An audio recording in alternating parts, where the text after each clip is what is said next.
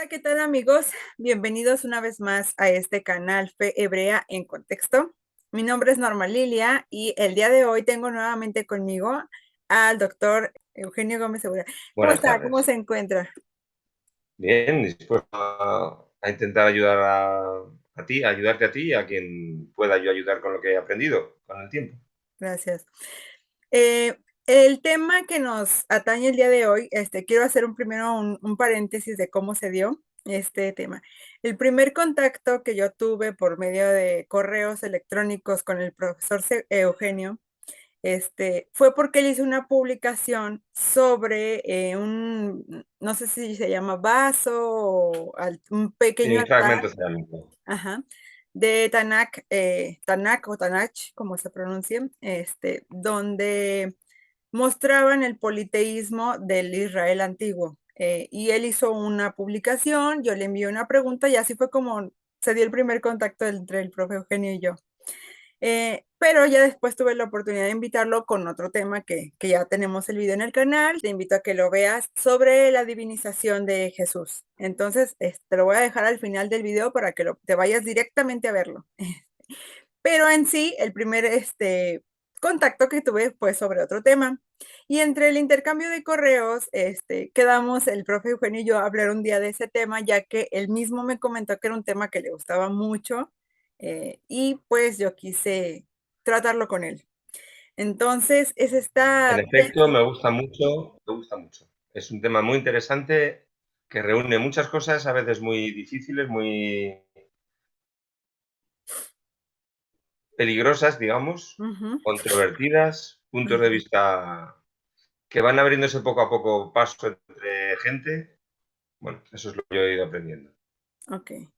Para las personas que se acercan por primera vez a estos temas, les comento que la tesis es, que a lo mejor no las has escuchado, por eso te lo comento, que el antiguo Israel, el Israel preexílico, nunca fue monoteísta, sino que era politeísta y que fue en el exilio cuando reflexionaron su fe, cuando la reformaron y que con base a esa reflexión religiosa modificaron textos antiguos o quisieron ocultar este politeísmo.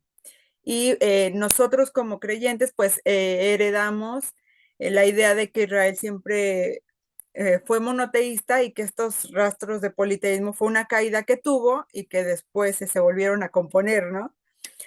Pero históricamente las evidencias están apuntando hacia la tesis de que no es así. Entonces, profe Eugenio, ¿cómo comenzamos este tema? Yo cuando lo vi por primera vez fue un shock, así de, pero ya he ido asimilándolo, ¿no?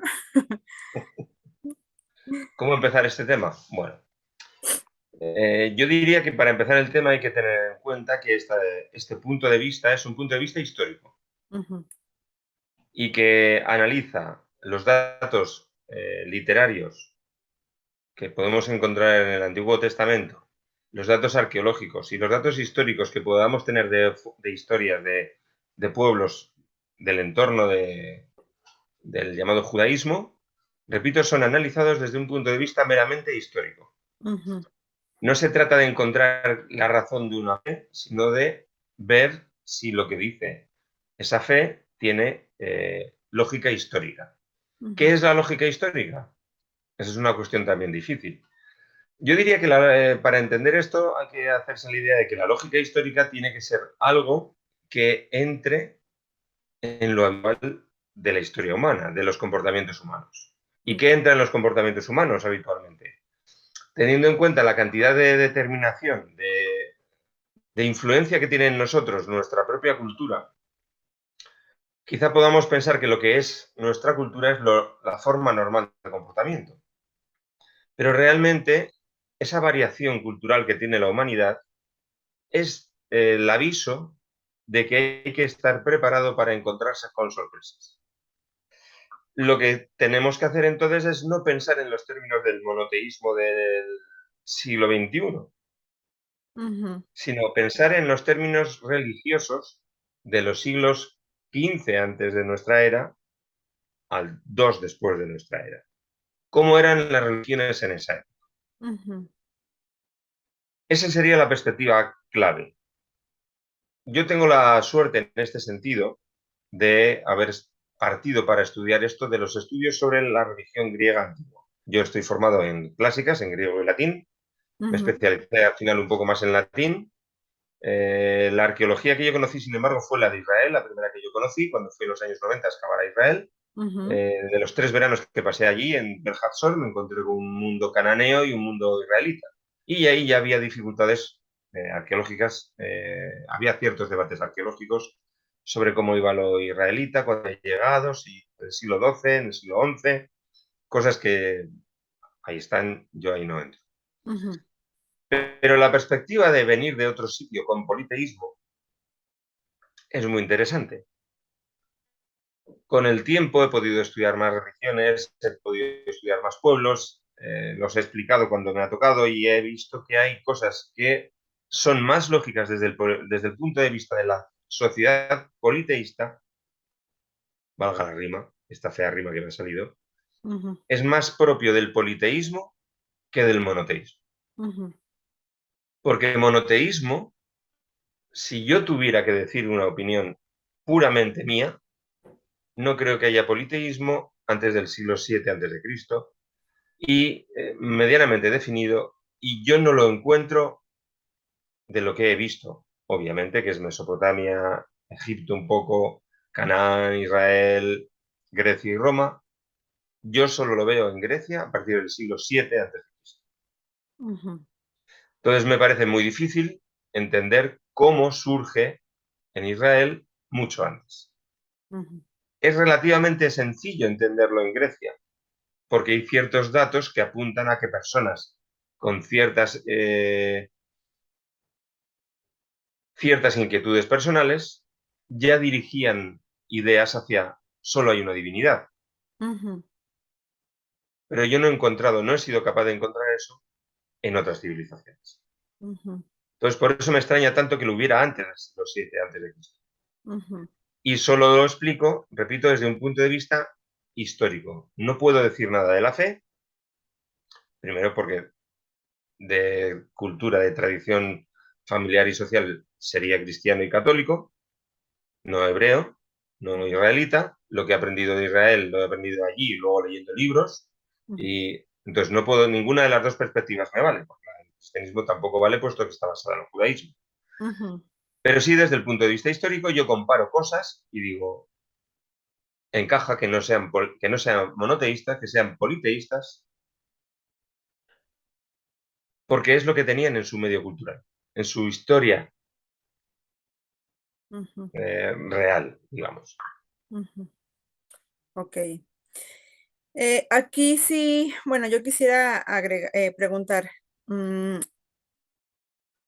¿este politeísmo era generalizado? O sea, la tesis es que todo Israel era politeísta, ¿no? Yo quisiera La preguntar, propuesta es, un matiz, la propuesta es que Egipto, Canaán, Mesopotamia, Grecia, todo eso era politeísta. Y en Canaán yo incluiría el judaísmo. ujú, sí, los israelitas, ¿no? Ya ve que muchas veces dicen, es que el judaísmo es hasta después del exilio, pero bueno, para ponernos en contexto. Sí, y la tesis que encontramos, si se puede llamar tesis, en la Biblia es que no, que era lo que les diferenciaba, ¿no? De los demás, que ellos eran monoteístas y que el politeísmo era una degradación de su religión.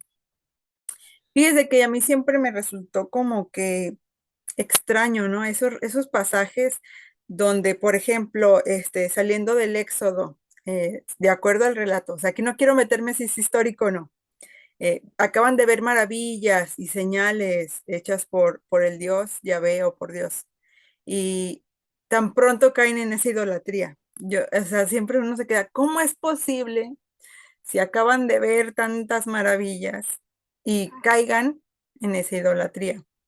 Eso es por un lado, y por el otro lo de los profetas, del tiempo de los profetas, como, bueno, pues si conocen estas maravillas, ¿cómo es tan fácil que caigan en la idolatría? Entonces eran esos pasajes que yo decía, no tiene sentido, o sea, eran tan, no sé, tan, iba a decir una palabra aquí, pero luego no sé si me censuren en YouTube, tan tontos Absurdos. es absurdo, absurdo. Pero, ya tomando este politeísmo como que así fue normalmente, sí tiene más sentido que los relatos ya sean una reflexión de toda su historia hacia el monoteísmo, ¿no? Profe, no sé si podamos entrar con estos dioses y cómo podemos encontrarlos en los relatos bíblicos. Fíjese que no Venga, habíamos platicado de eso, pero justamente ayer tuve una transmisión en mi canal y alguien me preguntó, no sé si lo tenga preparado usted o si me pueda decir algo al respecto. Y es sobre el dios, primero, el dios principal, aparte de Yahvé, que es el dios eh, El. ¿Quién era el dios El? Si usted me puede dar un contexto. mira, para centrarme y recogiendo lo que tú has dicho, tus observaciones sobre esos pasajes bíblicos, Ujú, en efecto, el Antiguo Testamento está escrito en una época concreta y refleja esa época, ujú, cierto es. Pero ahora solo tenemos que saber qué época es esa en la que se escribió ujú, para saber qué época refleja. ujú, El error puede estar en pensar que el Antiguo Testamento es una recopilación de escritos que empezaron en el siglo X antes de Cristo. Y eso no es lo que ocurrió. Lo que ocurrió es que la información que tenían en ese reino, el de Judá fundamentalmente, y el de Israel, es una información a partir del siglo IX, vamos a decir 8. Pero que la información que tenían era, digamos, anales, lo que se llama registros de los hechos por años, anualmente. Cuando esos registros se recogen y se juntan a ellos tradiciones muy antiguas, en mi pueblo cuentan que ocurrió esto con tal persona. Y es así, ujú, era así. Cuando eso se funde es en el siglo IV, fundamentalmente, y el tercero antes de Cristo. Y esa sí es una época en la que hay problemas de monoteísmo y politeísmo. Lo que ocurre es que se pensó que lo que ocurría en el siglo IV y III es lo mismo que había ocurrido antes. ujú, Pero eso es una cosa que ocurre a toda la humanidad. Si uno se pone a pensar ahora en, fíjate qué ejemplo más sencillo, las películas en blanco y negro de los años 50, uno se pone a ver esas películas y hay un momento en el que alguien tiene que hacer una llamada y está buscando como un loco un teléfono público. ujú. O sale y busca un bar donde hay un teléfono público o una cabina de teléfono. Y uno piensa, ¿y por qué no coge el móvil, el celular? Sí. Ese es el punto de vista, así de forma muy fácil de entender, que debemos tener en cuenta. Todos pensamos que nuestro pasado es muy parecido a nuestro presente. ¿De acuerdo? Entonces, cuando se escribió realmente todo eso, los siglos 4, 3 fundamentalmente, el quinto un poco, pero el 4 y el 3, ese problema existía. Y pensaron que había existido siempre antes. Ujú, ¿Y qué se encontraron al pensar sobre lo que había ocurrido antes? Un montón, una gran cantidad de divinidades que tenían que solucionar de alguna manera. ujú. Bien, entonces, ahora vamos a ver qué divinidades son esas. Es lo que tú me preguntabas. Sí. Nosotros podemos conocer las divinidades que hay en Israel, Judá, de una forma muy sencilla. Podemos estudiar los nombres de personas. Ok. En español, en Sudamérica, hay muchísimas personas que se llaman María, Jesús, Jesús Ujú. María, María Jesús, o José José, María. José María, María José, Josefa, pero hay muchísimos nombres que son de santos y de Ujú. santas. De hecho, hubo una tradición que era poner solo nombres del santoral. Sí. Después ya se ha cambiado eso.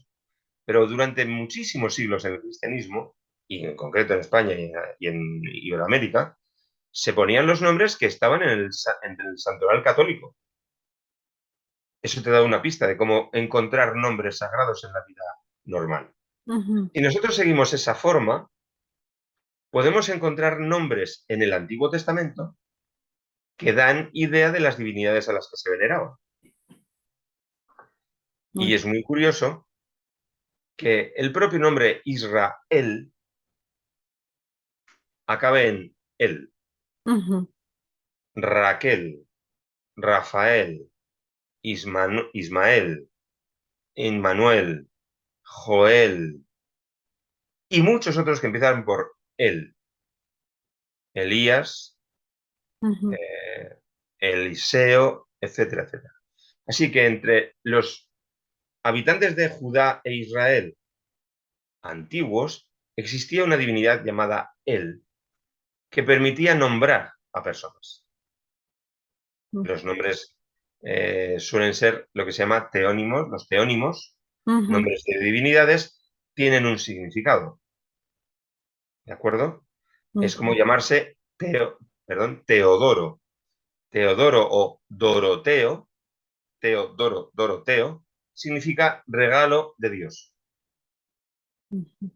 Una pareja, un matrimonio ha estado rezando muchísimo por tener por fin descendencia y consideran que ha sido un regalo de la divinidad de Dios que tengan un hijo. A ese hijo Teodora, Teodoro, etc. Pero eso, por ejemplo, lo podemos encontrar con Isidoro, regalo de Isis, Apolo Doro, regalo de Apolo, Artemidoro, regalo de Artemis, etc. Si nosotros tenemos ese nombre, él, volviendo a Israel y Judá, antes o después, Elías o Raquel, y tenemos el nombre Ías, que es Yah, el Yahu que da Yahvé, Ías, Isaías, Jeremías, pero ojo, el Ías tiene los dos. Sofonías, etcétera, etcétera, etcétera, todos los acabados en Ías nos dicen que hay un Yahu, un Yahvé por ahí. Ese Dios, él, por lo tanto, en Israel y en Judá, era un Dios importante. ¿Era más importante en Israel? Sí. Si uno lee las tradiciones del reino de Israel, hay más nombres con él que en las tradiciones del reino de Judá, que tiene más con Ías. Así que ya tenemos un cierto problema. ¿Por qué eran más seguidores de él en Israel que de Ías en Israel? O más Ías, más de Yahvé en Judá que en Israel. Ahí hay una cosa que se ha explicado, obviamente, es una cosa a notar. Tenemos, por lo tanto, un nombre él y un nombre Ías, pero tenemos otros nombres de Baal. Hay nombres que tienen Baal, por ejemplo. Y tenemos otros nombres que seguro que existieron, pero que están prácticamente difuminados con otras divinidades. Todo esto se ilumina cuando uno investiga, digamos, la mitología del Canaán del Norte. Si nosotros consideramos Canaán como la costa del Mediterráneo que va desde Turquía hasta Egipto, si todo eso es Canaán, que es una visión bastante que se está extendiendo paulatinamente, Canaán del Norte sería el Líbano y Siria, Canaán del Sur sería el sur del Líbano y la actual Israel, con Gaza. Tenemos la suerte de haber encontrado en los años 20, creo que recordar que es, en la ciudad de Ras Shamra, en Siria, Ugarit, las bibliotecas en las que aparece la mitología del Canaán del Norte. Y en esa biblioteca, en esas bibliotecas de Ugarit, de la ciudad de Ugarit, aparecen nombres que están en la Biblia, de divinidades que están en la Biblia. Al decir que están en la Biblia, deberíamos pensar dos cosas. ¿Por qué están en la Biblia? ¿Y qué hacen en la Biblia? ¿Por qué están? Porque es la tradición común, obviamente. Ujú, ¿Y qué hacen en la Biblia? Resulta que en la Biblia desarrollan el papel de las divinidades en las mitologías habituales. Es decir, un señor se tiene que enfrentar a una divinidad porque quiere algo, o le suplica algo, o está enfadado con la divinidad, cosas que aparecen en las mitologías normales, en la griega, en la mesopotámica y en la egipcia. ujú, Así que esas divinidades que aparecen de Canaán del Norte en el Antiguo Testamento cumplen las dos funciones normales de las divinidades en las culturas. Son las divinidades de la civilización y las relaciones entre las divinidades y la humanidad son las propias de esa civilización. ujú, Uno quiere que llueva, pues reza a Baal. O alguien es famoso porque es un gran sacerdote de Baal y tiene el nombre de Baal, ujú, etc.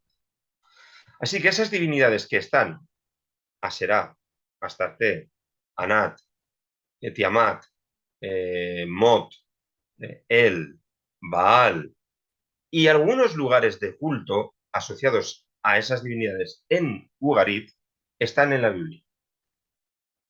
Y lo curioso es que algunas de esas divinidades tienen el mismo papel que Yahvé, ¿de acuerdo? ujú, Por lo tanto, esas divinidades de Canaán del Norte aparecen en Canaán del Sur con el mismo papel cultural, dioses de referencia, divinidades de referencia, y las divinidades que se relacionan con los hombres, para bien o para mal, las del mal está claro, las del bien está claro, y son comunes entonces. Así que tenemos un punto de vista literario de textos a tener en cuenta, no olvidando, repito, que al escribir del siglo V, fundamentalmente el cuarto y tercero del Antiguo Testamento, la situación de creéis, no creéis, es del siglo V, cuarto, tercero, no del anterior. Y todo el material anterior indicaría la convivencia. Y solo a partir del siglo V, cuarto, tercero se indicaría la exigencia de monoteísmo. ok. Voy a parar que igual le hablo mucho rato. Bueno, aquí quiero hacer una pregunta sobre los nombres, ¿no?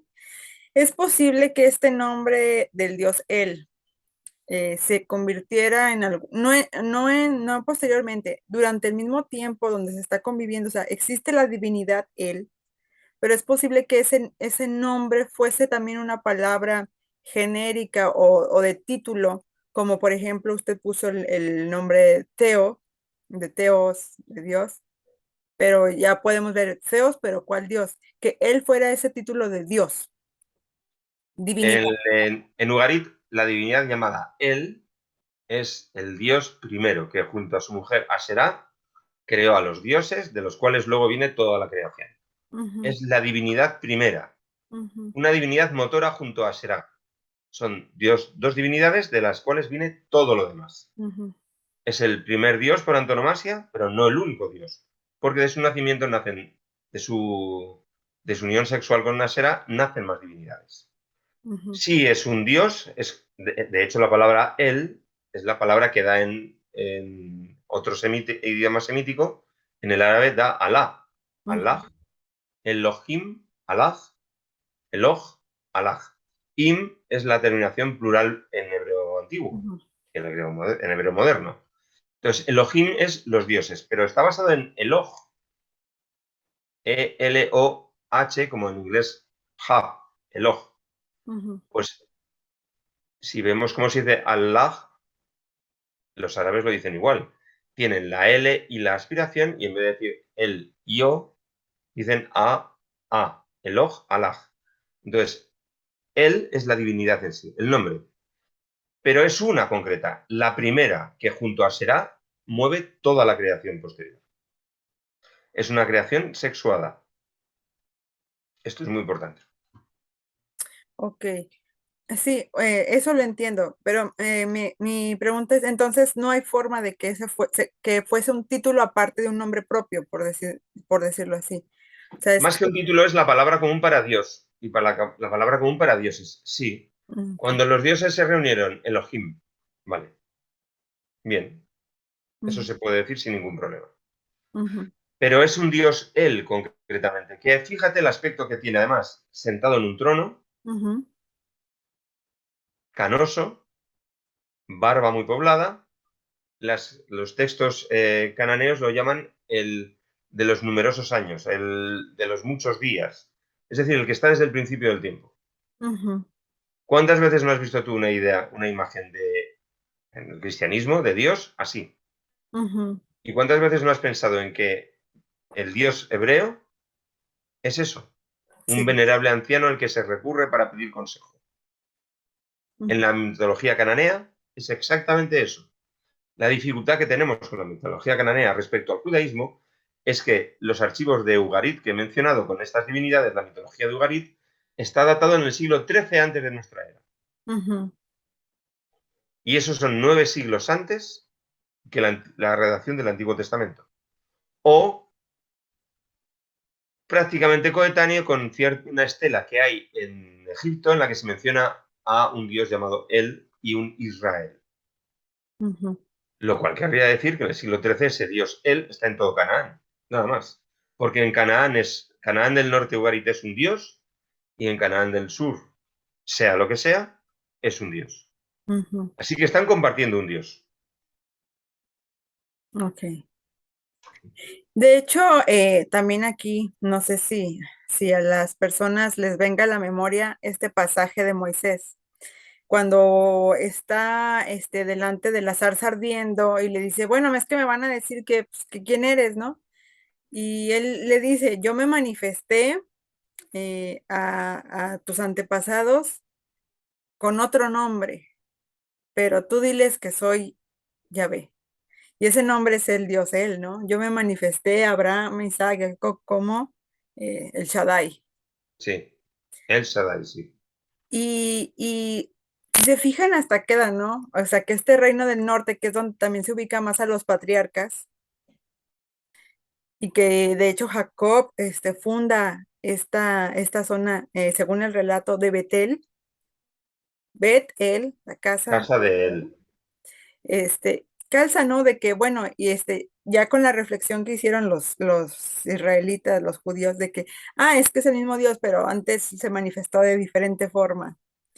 O sea, para que no nos escandalicemos, si es la primera vez que escuchamos esto. O sea, de hecho, ahí en el relato vamos encontrando estos vestigios Mm, de la reflexión teológica de este Dios. Aunque a mí siempre me ha quedado esa duda, ¿no? Que fuera en algún momento un título más que el nombre propio del Dios, pero pues sí, si está ahí los registros, pues ahí que ya, no podemos hacer nada.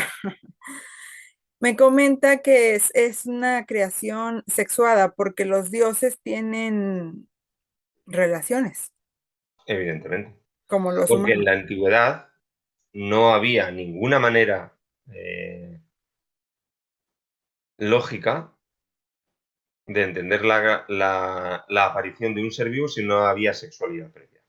Ok. Imaginémonos una época en la que no hay microscopios, Ujú, en la que solo está a la vista lo que está a la vista, lo evidente. No hay ninguna posibilidad de que ningún animal, y con las plantas sabemos que también, que las plantas es muy fácil, se sabe que, por ejemplo, los avellanos, te puede tocar un avellano que solo tenga flores hembra. Hace ujú, falta un avellano con flor macho también para que se polinice. Poner un ejemplo que aquí en el Mediterráneo es habitual.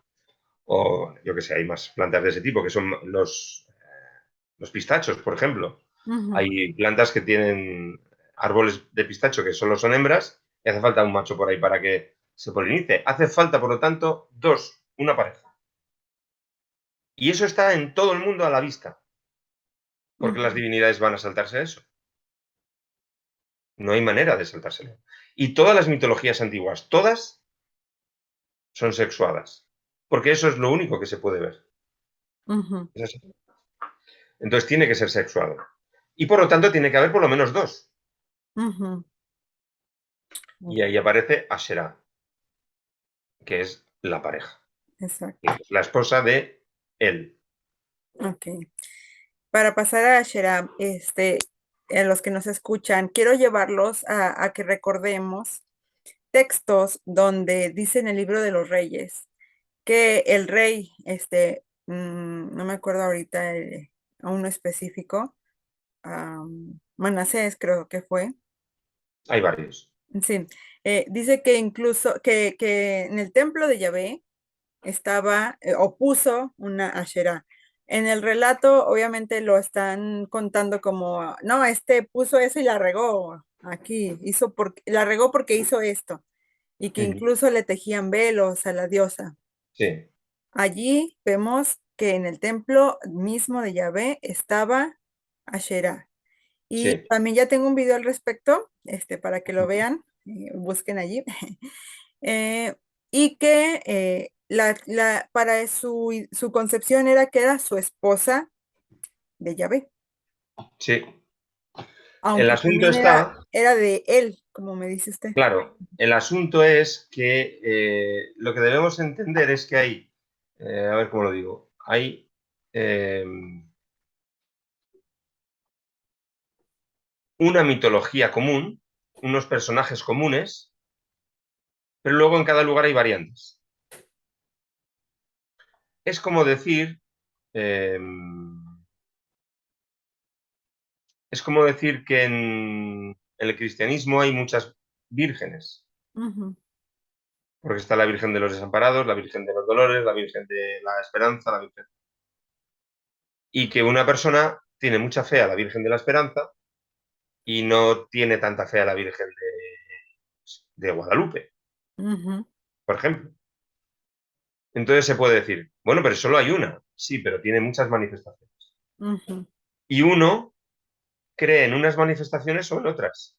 Cuando se trata de los dioses, y eso atañe directamente al cristianismo, por ejemplo, se constata que hay una variación a lo largo del tiempo en las creencias. Dogmas del cristianismo que pensamos que son exactos desde el principio del cristianismo no son exactos desde el principio del cristianismo. Eso se puede ver, por ejemplo, con Jesús, el propio Jesús de Nazaret, que es, según en los Hechos de los Apóstoles, el discurso de Pedro, el famoso discurso de Pedro, dice que es un hombre que Dios escogió para hacer una misión concreta. Y lo llama hombre, no lo llama Dios. divinidad. Ujú, ¿Cómo es posible eso? Bueno, pues porque las cosas cambian. Entonces, teniendo en cuenta esto, los cambios, ¿por qué se producen los cambios? En algunos sentidos, dependen de la geografía.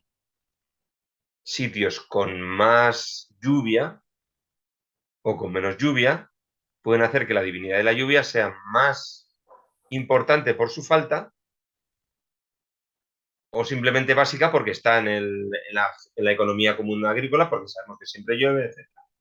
¿Por qué el sol es una divinidad en Canaán, Shamash, y sin embargo en Egipto es tan importante y en Israel, Canaán, Judá no es tan importante?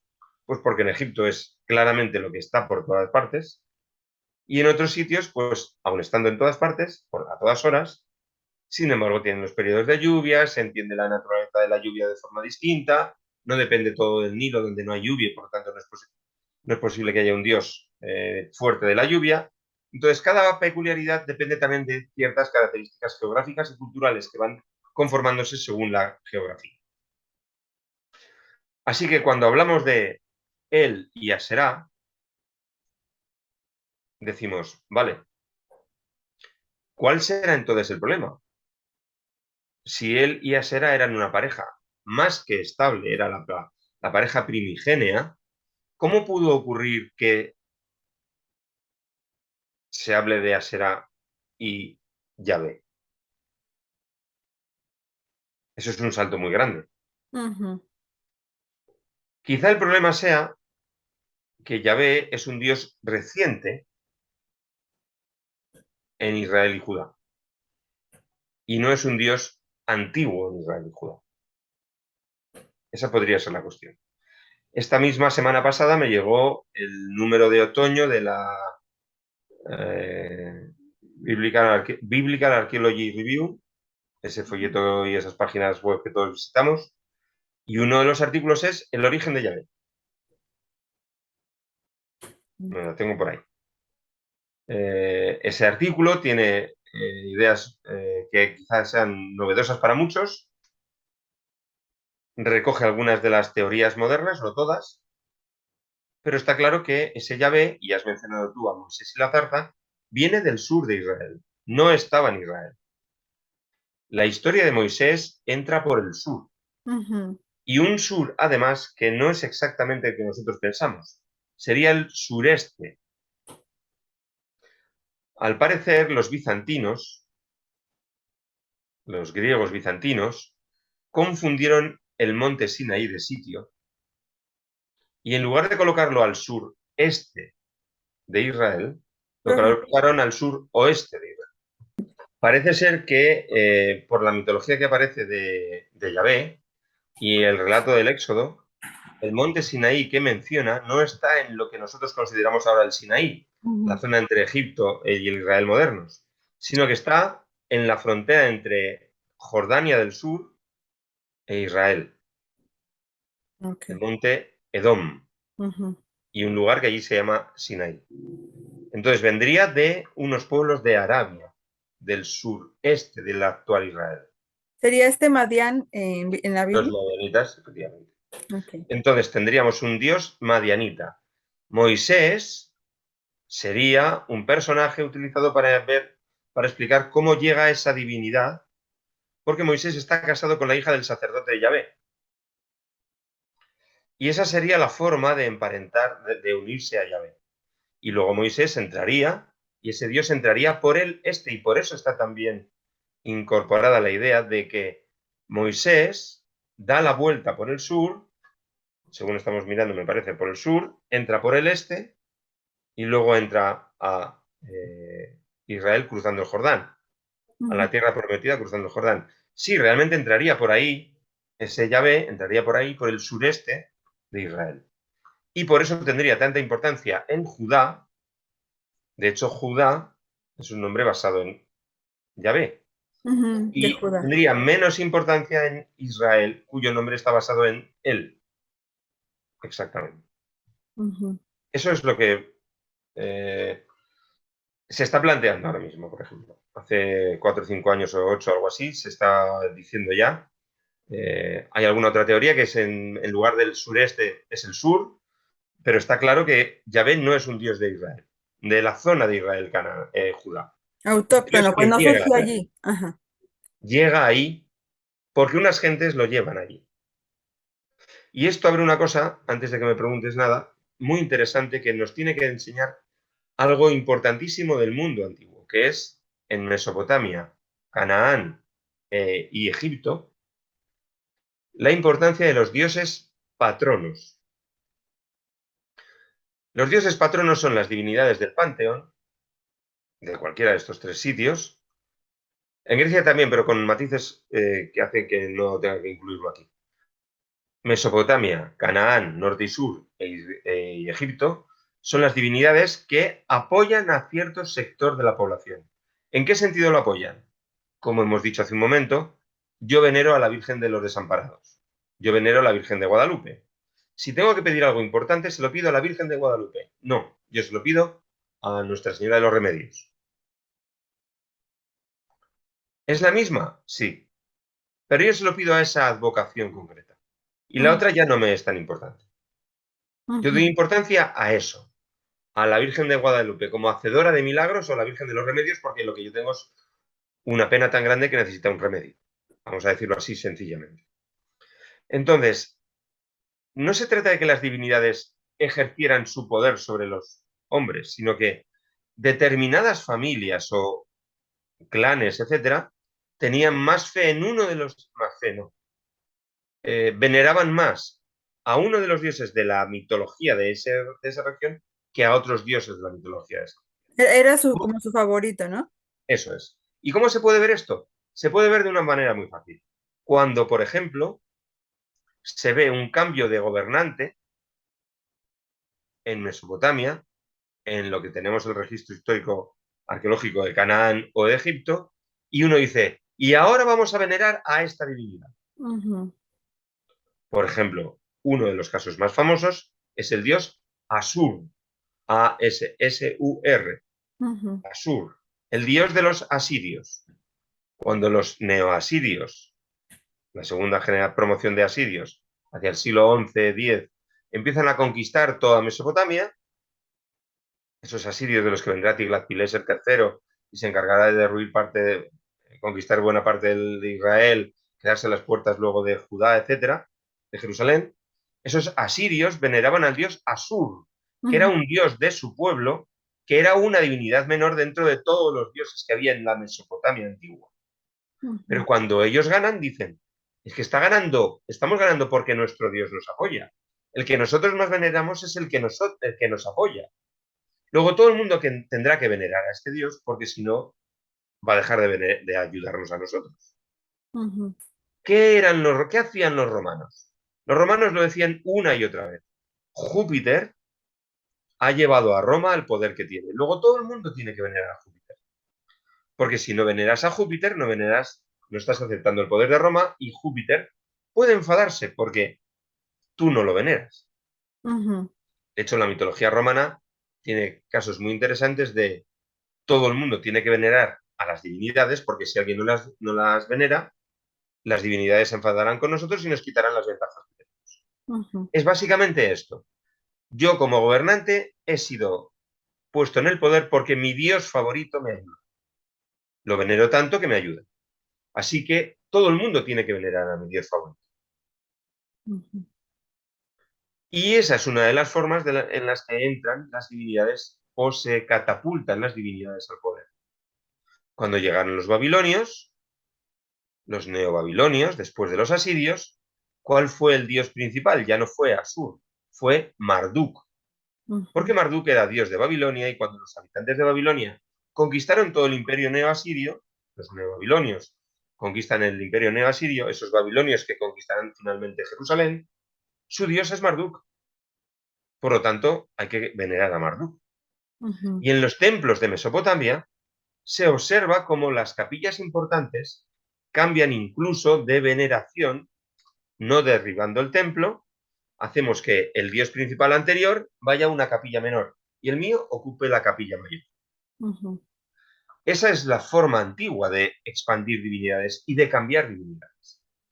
Por lo tanto, una población que llega desde el este, sureste, a Judá, llega con su divinidad. Y esa divinidad acaba teniendo fuerza porque esas personas que la veneran alcanzan el poder. ujú, Así de fácil. Esa es la lógica histórica a la que me refería cuando empezaba a hablar de todo este tema. ujú. Si vemos lo que ocurre en el resto de países, podemos entender qué ocurre en Judá e Israel. Ok. Sí, y qué bueno que lo comenta lo de Madián, que es otra montaña, porque eso también es un tema que a mí me gusta mucho. Lástima que no hay tanta evidencia como uno quisiera, ¿no? Bueno, la hay, ¿eh? ¿Sí? Tú fíjate en el Salmo, creo que es el Salmo 43. Ujú, Creo que es el 43, y si no es el 43 es el 48. Ahí se dice que la montaña de Yahvé es Zafón, ujú, que es una montaña que está al lado de Ugarit y que había sido la montaña de Baal. ujú, Esto nos está diciendo que la poesía religiosa de Canaán del Sur tenía puntos comunes con la de Canaán del Norte, pero que cuando hizo falta se cambió el nombre de la divinidad y no el de la montaña. ujú, Todo el mundo piensa que Yahvé está unido al monte Sión, en Jerusalén, etcétera, pero qué raro que en un salmo esté unido a una montaña de Ugarit, un territorio que quedó destruido, no el nombre de la montaña, sino una civilización que quedó destruida, la de Ugarit, cuando llegaron los pueblos del mar en el siglo XIII-XII. Y ujú. sin embargo, tenemos en un salmo reescrito del siglo V cuarto, pero cantado anteriormente, un indicio de eso que tú dices, de lo que parece que hay poco, de que hay datos que dicen que en realidad la mitología es común y que después se cambió. Luego sí No, existen los datos. me refiero a evidencia de la montaña del Sinaí, cuál fuese la Ah, original, a eso, sí, no a todo me he adelantado, perdón. Sí, esta evidencia textual, no, sí, sí le he notado. De hecho, hay una sección, creo que en los profetas, donde se supone que la divinidad ya está hablando y dice que viene de Edom, que viene Sí, de... sí. viene- Sobre esto hay un libro muy interesante, pero yo solo lo tengo en francés, creo que está en inglés también, de un profesor que se llama Tomás Romer, Ujú, así escrito, pronunciado a lo español, a lo castellano, sí, Romer, Romer. la O con diéresis, con los dos puntitos, Tomás Romer, que se debería titular El hallazgo de Yahvé, el encontrar a Yahvé. Ujú, En francés es la invención de Yahvé, pero invención quiere decir encontrar. En latín, inventar es encontrar. Un ok. inventor es el que encuentra algo, no el Oh, que lo crea, sino el que lo halla, lo encuentra. sí, Entonces, y en El nuestro hallazgo de Yahvé, contexto, ese libro es muy interesante y sé que está traducido al inglés, pero no al español. inventar es como que se lo creo así de la nada. Sí, es decir, bueno, Ok, profesor, em, bueno, yo me imagino que la gente que está escuchando esto por primera vez es un poco de información un tanto dispersa, pero es para que vayamos como introduciéndonos, ¿no? En todo esto. Otro Dios que es como, bueno, sí, es Yahvé, él, y que también es como el tercer lugar del más nombrado y más mencionado en la Biblia, es Baal, vale, que parece ser el enemigo principal de Yahvé. sí, Cuando vemos las confrontaciones como la de Elías contra los profetas de Baal, sí. eh, de pasaje tan conocido. Baal, ¿qué nos puede decir de Baal, profesor Eugenio? Mira, de Baal se puede decir muchísimo porque es precisamente el segundo más mencionado. Ujú, De Baal solo te voy a decir dos cosas, dos características. Está asociado al toro y es el dios de la tormenta, que vive en la montaña. Está asociado lógicamente a las nubes que acaban cubriendo una montaña y entonces allí llueve y se produce el agua que promete la prosperidad agrícola. ujú, Estos dos fenómenos están también en el caso de Yahvé. ujú, Yahvé es un dios de la tormenta. ujú, Yahvé trae el agua. Por lo tanto, el combate con Baal no es más que un combate entre dos divinidades que tenían la misma función y lógicamente ahí saltan chispas, rayos. Por eso el famoso pasaje de los 70 profetas de Baal contra un solo profeta de Yahvé, y lo que se está esperando es la aparición de un rayo que no aparece por parte de Baal y sí por Yahvé. ujú, Ese mito no es más que una demostración de que son dos divinidades que comparten el mismo campo de acción cultural. Como Yahvé es el que acabó triunfando, pues asunto terminado, Yahvé se quedó con todo ello. Pero también tenemos en los salmos, bueno, en concreto entre el salmo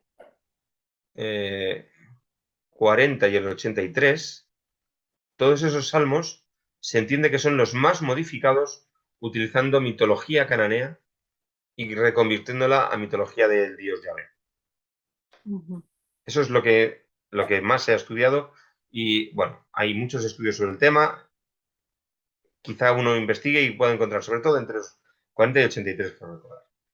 ujú, Ahí hay, por ejemplo, imágenes de Baal protegiendo la ciudad, como en la mitología cananea, las puertas son sagradas, las murallas son sagradas porque defienden la ciudad, como en la mitología romana. Si alguien ha oído hablar de la mitología romana, Rómulo y Remo, Rómulo mata a Remo porque Remo salta la muralla cuando la están construyendo. ujú, Joder, pues si saltas la muralla es que ya no nos va a defender. Pero toda persona que asalte nuestra muralla debe morir porque es un invasor. Así que yo estoy obligado a matarte. Ese es el argumento básico de la historia de que Rómulo mate a Remo, a su hermano. Las murallas son sagradas, las puertas son sagradas, etcétera. Por eso en el judaísmo se pone un texto del Antiguo Testamento en el quicio de la puerta, porque es la protección de un lugar para que no entre el mal, desde el punto de vista de la antropología cultural y religiosa. ujú, Tenemos, por lo tanto, también en ese grupo de salmos que he mencionado, textos en los que claramente se ve cómo Baal pierde el papel y el nombre que se da al final es el de Yahvé. Se chocó entre los dos dioses. Por eso hay nombres en el Antiguo Testamento que se llaman Baal. Y esos nombres son los antiguos restos de cuando la divinidad Baal era muy importante. Acabó convertida en Ias, en el teónimo con Yahvé. Okay. Pero Baal es el gran enemigo porque tienen la misma función. Pero no solo ese, porque hay otro dios también muy importante para Yahvé, que es el dios Sol, Shamash. Yahvé se quedó con el papel de Baal y Shamash, el dios de la tormenta y el dios del sol. Los asumió. Asumió el papel de él.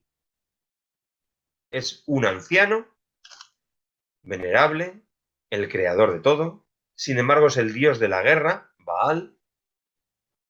Esto es muy importante. El dios que trae la lluvia, Yahvé es el que está en la lluvia. Por eso los santuarios de Yahvé están en montañas, porque no hay que olvidar que el templo, el supuesto segundo templo, es un punto alto respecto a la antigua colina de la antigua lengua de tierra de Jerusalén, Betel, bueno, tantos y tantos sitios en los que se trata en realidad de una montaña como dios de la tormenta, igual que Zeus, igual que Júpiter. Eran venerados en lugares altos. Por eso el culto, que tantas veces mencionan los reyes, el libro de los reyes y crónicas, los dos libros de reyes y dos de crónicas, el culto en las azoteas, o por la variante del dios Shamash Sol, o por la variante del dios de la tormenta Baal, que acaban cediendo su papel a Yahvé. Así que cuando Yahvé llega, tiene todo un conjunto mitológico muy bien establecido contra el que los seguidores no tienen por qué luchar. Los seguidores de Yahvé, pues este es nuestro Dios, asunto terminado.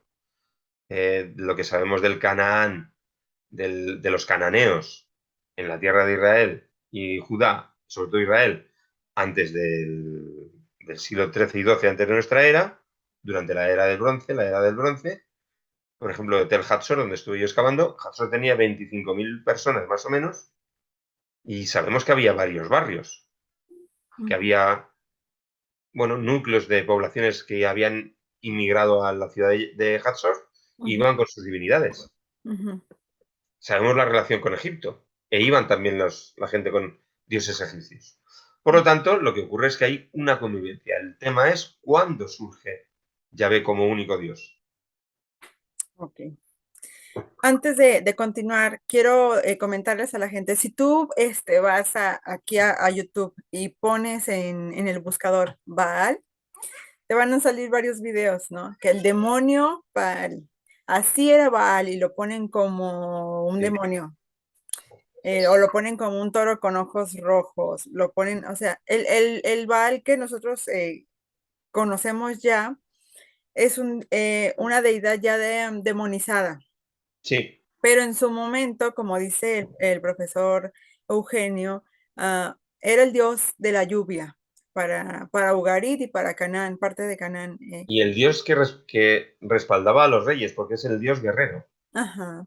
Y era representado tanto como becerro Sí, como una figura humanoide con un rayo en su un mano. rayo, una lanza de la que, fíjate, muy interesante, hay una representación de Baal en la que aparece sobre un toro con un rayo en una mano, en la mano izquierda, en la mano derecha, y en la mano izquierda aparece con una lanza que está echando raíces, está echando hojas, Ok. porque es el dios que trae a la vegetación el agua que hace reverdecer todo. Ujú, Entonces es un dios indispensable en una civilización agrícola. ujú. Entonces era un dios muy querido, era un dios muy venerado y no tenía estos tintes de maldad, que nosotros ya hemos heredado. Entonces, para que tengamos eso en cuenta, porque también es otra de las cosas que yo veía en la Biblia, antes de conocer este tema, que también me parecía absurdo, ¿no? Decía yo, pero ¿por qué adoran a ese dios si era tan malo? Es que en su contexto no era malo, Efectivamente, es que está, eso heredamos. eh, como podríamos decir con términos modernos, está lleno de fake news. Ujú, Eso es lo que se hizo. Fake news, todo falso, hacia Baal. ujú. Ok, y lo que también nos comenta el profesor Eugenio, y que de hecho, si me permite aquí mencionar otro libro del profesor Thomas Romer, que se llama Monoteísmo y Poder, donde habla cómo cuando ya ve, cuando se hace esta guerra o estos escritos del monoteísmo, esta apología del monoteísmo, por decirlo así, que absorbe el Dios Yahvé, es que es Dios, ¿verdad? Estos atributos, se refiere a que se los adjudicaron después a Yahvé. O sea, Yahvé ahora es el que trae la lluvia, porque es el máximo, ¿no? Ya el monoteísmo está más establecido, no del todo, pero ya está más reflexionado, y por eso dicen, es que él es el que trae la lluvia, el verdadero. Está haciendo, es una guerra, no sé si, ¿cómo llamarlo? Pues sí, los escritores están haciendo la apología de Yahvé. Están haciendo la Hay que tener apología. en cuenta,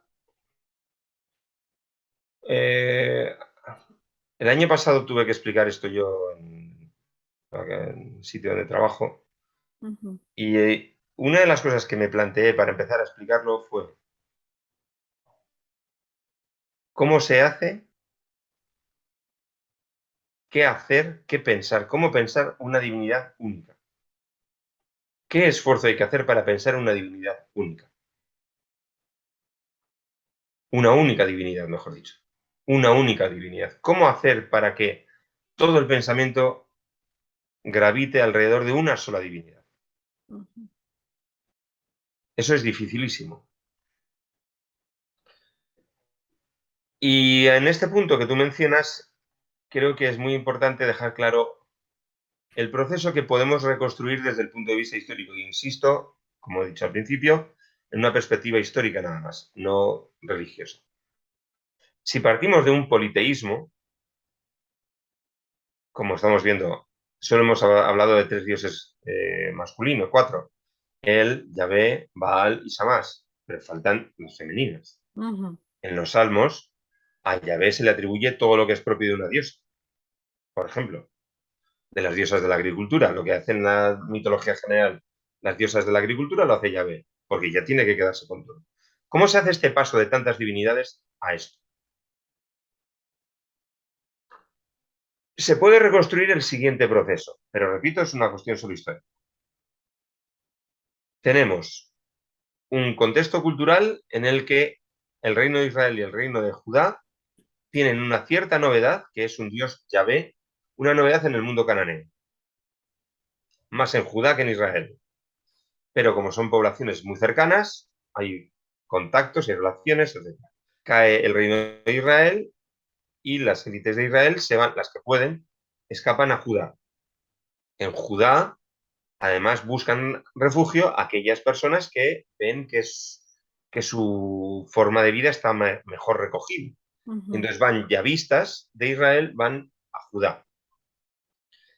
Judá, que es la característica que distingue a otros, perdón, ya ve que es la característica que distingue a Judá de otros reinos, según la teoría de los dioses patronos, Yahvé es la divinidad que ha defendido a Judá, porque ha hecho que los asirios no tomen Jerusalén. Por lo tanto, podemos venerar a Yahvé por encima de otras divinidades, pero no quitamos a las demás divinidades.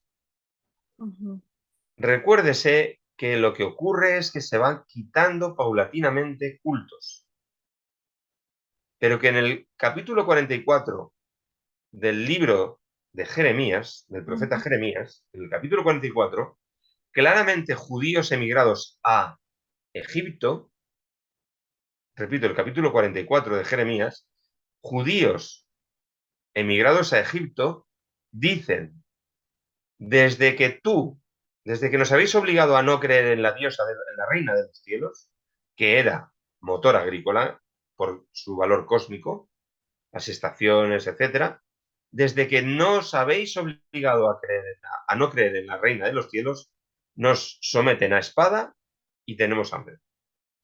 Que son las dos características que deben procurar las divinidades: defender a un reino y alimentarlo.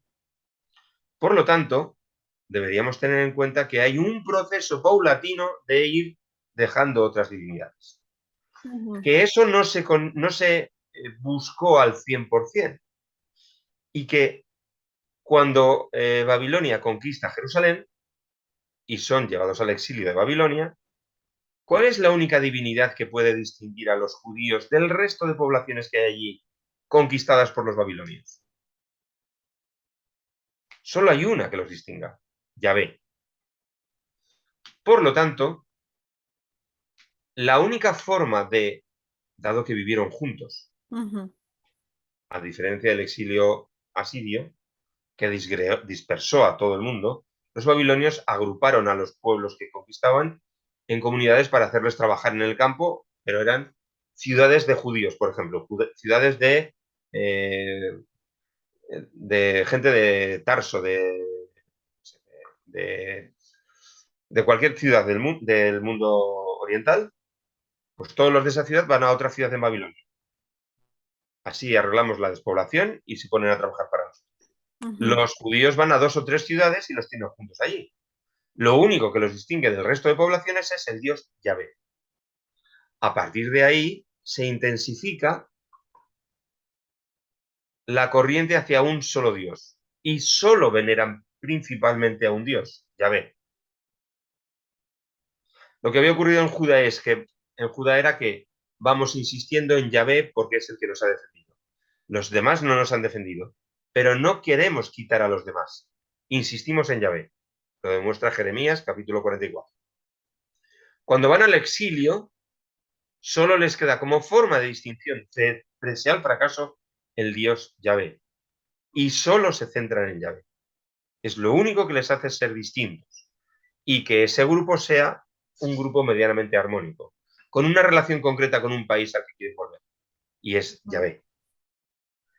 Y por eso se dice que a partir del exilio de Babilonia empieza la idea del monoteísmo, un único Dios. Porque la costumbre que adquieren allí es la de un único Dios, unas leyes concretas que traen de Canaán y que allí son extrañas y que atribuyen a un solo Dios.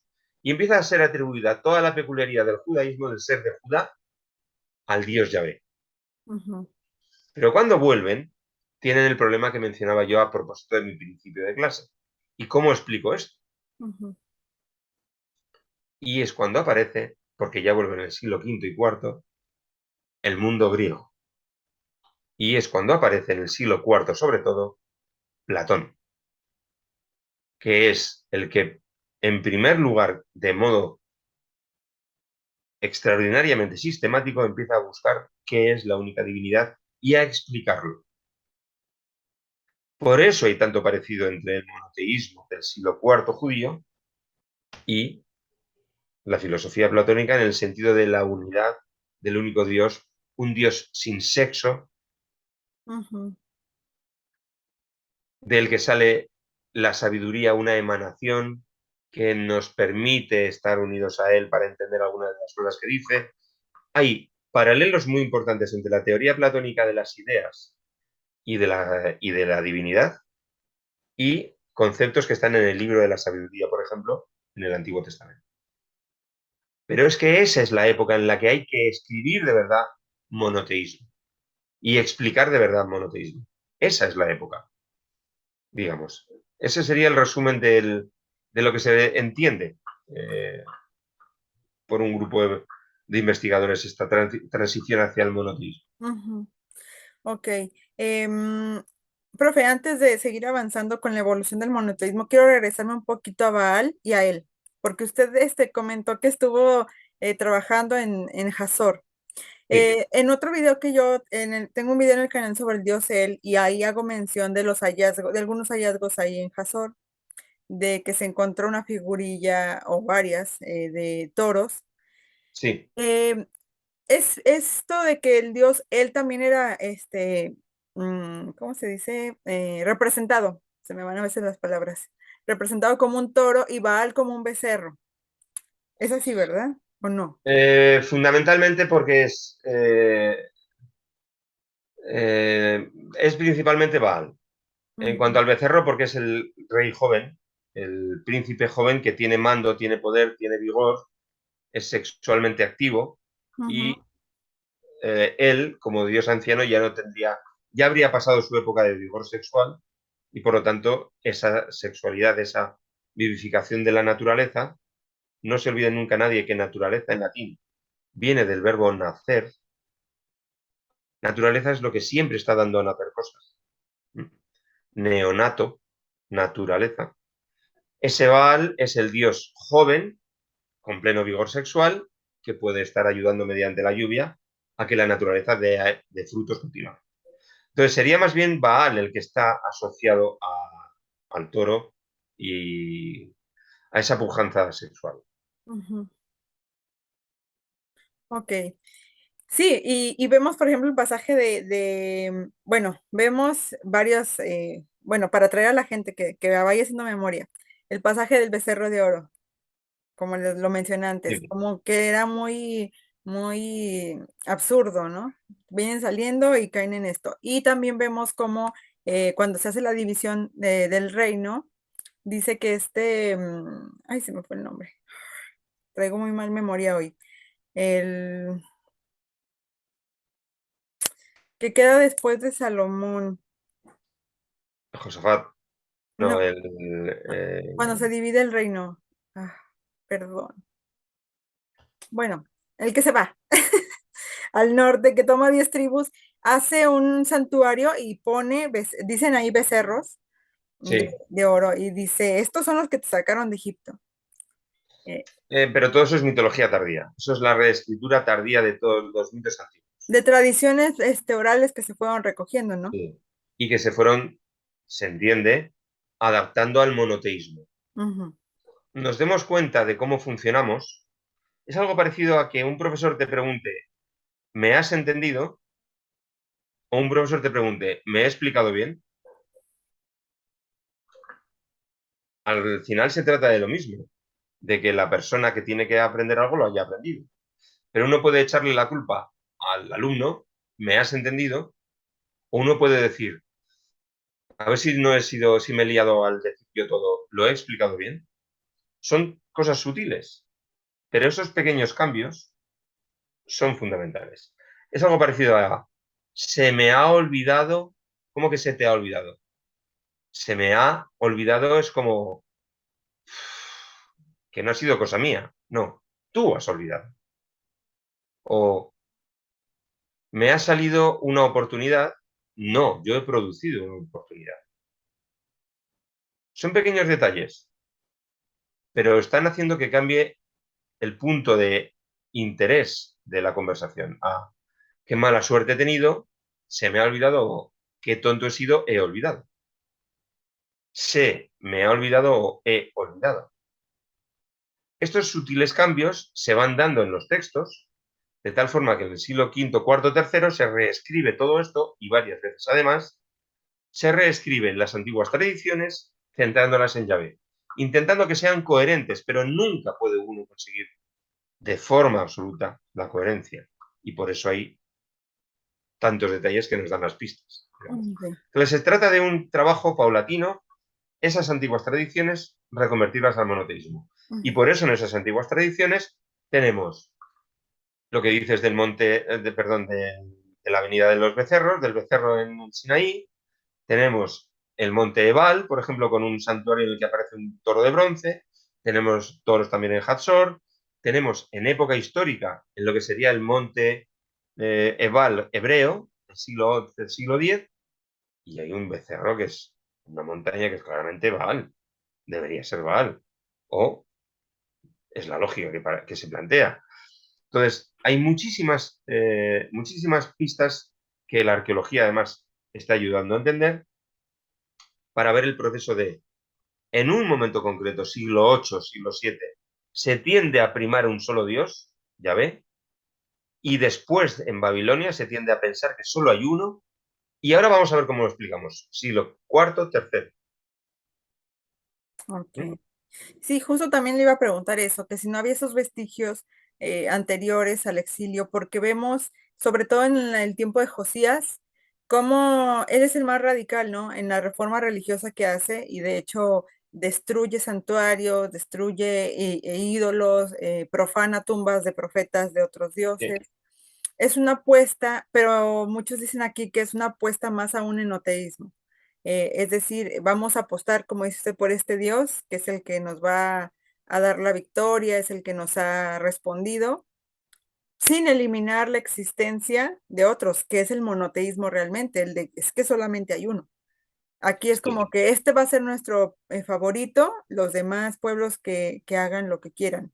De hecho, muchos apuestan también que este libro de Josué es del tiempo de Josías, ¿no? Que por eso también él dice, mi casa y yo serviremos a Yahvé y ustedes hagan lo que quieran con los otros dioses. sí, Entonces, allí vamos viendo esos vestigios en la escritura. Lo que pasa es que tenemos o hemos heredado, como les digo a las personas que nos escuchan, hemos heredado este monoteísmo ya consumado, esta religión ya formada y aparte más los cambios que sufrió después del cristianismo, etcétera. Y la teníamos de cierta forma idealizada, idealizamos mucho el pasado y lo vemos con nuestros ojos críticos del monoteísmo. Por eso yo les decía sí, que veía estos pasajes y decía, ¿cómo fue posible que hicieron eso? Y los juzgamos y hasta los condenamos a las personas. Pero realmente haber estado allí fue una evolución. El monoteísmo fue así. sí. Entonces, Deberíamos pensar, sí. ya está descartado históricamente que hubiese anterior al exilio ese monoteísmo, sería un enoteísmo, ¿no? Esta apuesta, apuesta Durante por un par Yahvé. de siglos, una apuesta por una divinidad. Piénsese, por ejemplo, en yacimientos arqueológicos en los que se puede ver pareja divina. Ujú, Hay un sitio en Arad, Tel Arad, está cerca de Beersheba. Estuve en marzo allí con alumnos y pudimos ver en el templo de Tel Arad un pequeño templo en el que, muy interesante también, en los dos altares que tiene, mesas de ofrendas, restos de cannabis, se quemaba cannabis en el templo de Yahvé, en los templos de Yahvé, un pequeño santuario en el que hay dos altares, uno mayor que otro. ¿Por qué dos? Un altar exterior para sacrificios y dos pequeños altares. Hay que distinguir entre altar de sacrificios y mesa de ofrendas. El altar exterior para los sacrificios y dos mesas de ofrendas. ¿Por qué dos? ujú. Si teóricamente en el siglo VIII eran monoteístas, ¿por qué dos? Y arqueológicamente apareció una estela y restos de haber habido otra estela, una estela alta con el altar alto mayor, con la mesa de ofrendas más alta, y otra estela más baja con la mesa de ofrendas más baja. Así que la dualidad estaba en ese templo, claramente. Yahvé y su pareja, la que fuera. O Baal y su pareja, la que fuera. Hay varios sitios en los que hay restos de dos. Por ejemplo, en Lagis también hay un altar, dos altares, dos mesas de ofrendas, una destruida y convertida en urinario. La otra cambiada, girada para que no fuera ni siquiera santuario. Así que hasta arqueológicamente se Profanados, demuestra. ¿no? Para humillar esos cultos allí. Eso es muy Es interesante. otro tema muy interesante que si quieres un día que tratemos, busco de imágenes y fotografías y si quieres lo vemos. Sí, muy Y planteamos interesante. otra cosa. Claro que sí. Ya está también añadido a la lista que tenemos de Vale. pendientes. Entonces, pero por ejemplo, yo sigo insistiendo, ¿no? Cuando vemos estos profetas recriminando ese politeísmo, ¿sería que estos profetas eran estos partidarios de Yahvé exclusivo o también Sí. Serían los ya sin sacerdotes su de consorte? Yahvé Ajá. quejándose de que no les hacen caso a ellos. Ujú, Hay varios sacerdotes de varias divinidades y ellos se quejan de que no les hacen caso a su divinidad, por lo tanto a ellos. Y entonces ellos ya no pueden estar ahí mandando. ujú. Entonces ya en el exilio ellos reflexionan también esto, ¿no? De que lo que les pasó fue por ese politeísmo que... Sería así una forma de explicarlo, efectivamente. ¿Por qué hemos fallado? Pues porque no hemos hecho caso a quien debíamos hacer. Ujú, Y entonces se prepara un argumento de un éxito extraordinario que es ese. Tendríamos que haber seguido lo que nos decía Yahvé, lo que nosotros, sus sacerdotes, aconsejábamos, no lo hemos seguido y por lo tanto hemos perdido. ujú, Vayámonos al exilio, porque es donde nos van a enviar, Pero allí recapacitemos y hagamos lo que tenemos que hacer, que es seguir a Yahvé. Y eso ya tiende a una exigencia mucho mayor, que es solo existe este Dios. Pero esa idea luego hay que, como decía antes, materializarla, verbalizarla, y la ayuda, yo creo, filosófica de griega es muy importante. Ujú, Tengamos en cuenta eso, porque tenemos un caso muy parecido respecto a lo que yo decía antes de casos de la cultura. ¿Cómo es posible que el caso de Akenatón, todo el mundo sabe lo de Akenatón, Tutankamón, Akenatón, el dios monoteísta que intenta cambiar todo Egipto? Pues no, con Akenatón ocurrió lo mismo que con Yahvé. Es, es un señor que seguía a Atón como dios principal y no a Amón, que en realidad es una variante, en definitiva, del sol, porque todos son solistas, vamos a decir. Akenatón intenta que se venere más a Atón, se lleva a la capital a Amarna, está haciendo que el culto a Amón sea el menos importante, que ujú, los sacerdotes que tanta influencia tenían sobre el rey, sobre el faraón, ya no la tengan los de Amón, ujú, porque se ha llevado la corte de allí y ya no les hace caso. Y él se va a Amarna con su dios Atón y sus sacerdotes. Está intentando quitar poder a un grupo de poder. Y no era monoteísta, era politeísta. Sin más. Acaba por fracasar su reforma, vuelven a ser seguidores de Amón y asunto terminado. Atón sigue, ahora con peor prensa, digamos, peor fama, pero nadie quita a Atón del resto de divinidades. Simplemente vuelve a su sitio secundario. Y Amón vuelve a su sitio principal. Vuelven a triunfar sus sacerdotes y a ser los consejeros principales del faraón.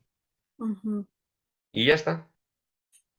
Ok. Lo he comentado antes con el dios Asur y con el dios Marduk. Pero esa es la dinámica general que podemos observar en todo el Mediterráneo oriental. Ujú, Y es fácil de entender así. ujú, Entonces lo que ocurriría sería eso. Llegado el momento, hay que expresar de una forma radicalmente nueva una idea también nueva, porque ya no es una cuestión de práctica. Cuando van a Babilonia no tienen más que practicar, todo ya ve. Bueno, pues todo ya ve. Pero ¿qué ocurre cuando vuelven? Se encuentran con que sus hermanos, quizá ya primos lejanos, siguen siendo politeístas, porque una de las cuestiones clave es, por ejemplo, el relato de la conquista de Israel es escrito siguiendo los pasos de los que vuelven de Babilonia. Y más bien es que los de Babilonia explican literariamente por qué tienen derecho ellos a la tierra de Canaán y no los israelitas, los judaítas que se habían quedado en Canaán. ujú, ujú, Para darnos una idea también de hasta qué punto se ha investigado esto y la conquista del siglo XIII-XII es en realidad lo que les ocurrió a los judaítas de Babilonia al volver y decir, que este territorio era de mi abuelo, ¿por qué lo tienes tú? Entonces el relato de la conquista de Canaán entrando por el este de Israel también tiene que ver con los que vuelven de Babilonia desde el este y quieren recuperar los terrenos de sus abuelos. A mí me expulsaron y tú te quedaste, pero te quedaste con este terreno de mi abuelo. Por las leyes de la herencia, es mío, no tuyo. Y en ese momento, entonces, viene la realidad. ¿Cómo explicamos a estos que solo tenemos un Dios? Porque en ujú, 100 y pico años ya hemos acabado con un solo Dios. ¿Qué hacemos ahora? Es perfecto el conjunto, el paquete intelectual que viene de Grecia. Y es uno de los principios de la helenización de ese reino de Judá. No hay que olvidar que muchos relatos bíblicos, no todos, hay una seria cantidad de relatos bíblicos que siguen parámetros de literatura griega. Por ejemplo, hay descripciones en la Biblia que son sospechosamente similares a los relatos de Heródoto, un autor griego famosísimo en el siglo V. Así que esa vía de entrada de procedimientos intelectuales es muy importante para entender cómo se fragua finalmente el monoteísmo y por qué el monoteísmo planteado posteriormente por los judíos de la diáspora, a los griegos les encaja muy bien, porque está diciendo cosas que ya había dicho Platón.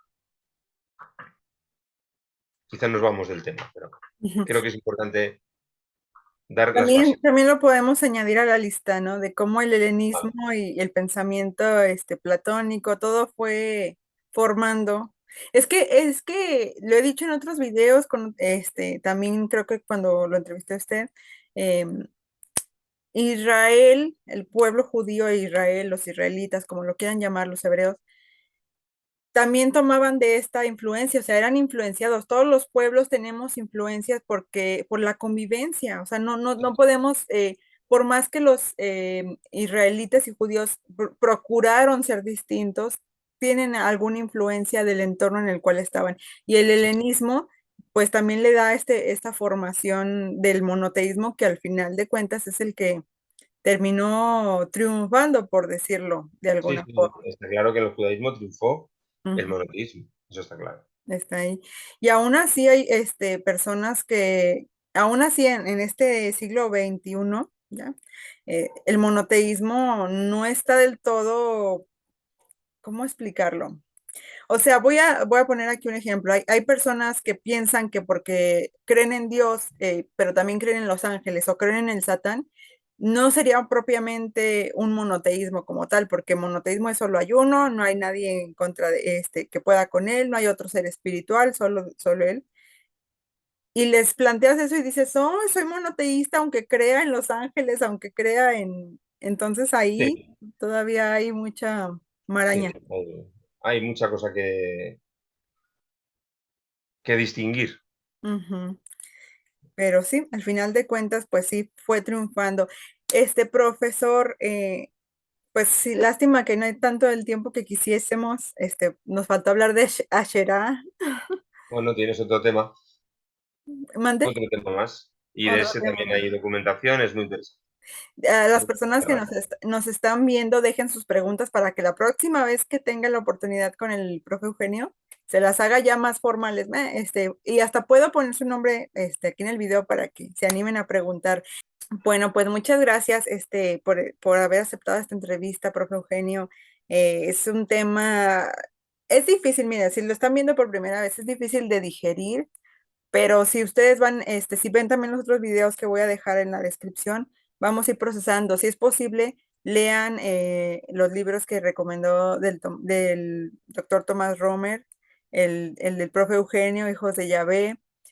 Todo esto para que vayamos entendiendo cómo el monoteísmo fue evolucionando y no fue este monoteísmo ideal de, desde Abraham, desde Jacob hasta el Sinaí, que Eso es. después, ¡ay! Se cayeron los israelitas en el politeísmo, sino que fue una evolución como tal. Pues Y gracias por invitarme a hablar otra vez y no, pues a usted. si tienes otra ocasión o que quieras alguna cosa que yo pueda ayudarte, me dices. Claro que sí. Y pues qué bueno que aunque no es en sí su área de especialidad como lo es, pues que trae esta información también con base en los estudios que tuvo en Jasor, lo que usted ha analizado, pues nos ayuda a nosotros que apenas estamos aprendiendo de esto Me ir, alegro. ir modulando allí. Entonces, pues muchas gracias nuevamente. Voy a seguir molestándolo mucho, mucho, entonces, para que ya se haga la idea. Vale, Está gracias. bien. Gracias, Gracias a Cristóbal. los que vieron este video. Recuerden dejar en los comentarios sus preguntas, sus objeciones, si apoyan o no apoyan este tema, creen que estamos mal, creen que estamos bien, pues ahí pónganlo en los comentarios. Recuerden dejar su like, eso sí ayuda mucho al canal. Compartir este video también. Pues nos vemos pronto. Shalom y muchas gracias. שמעו בנים, נראה קרים, כי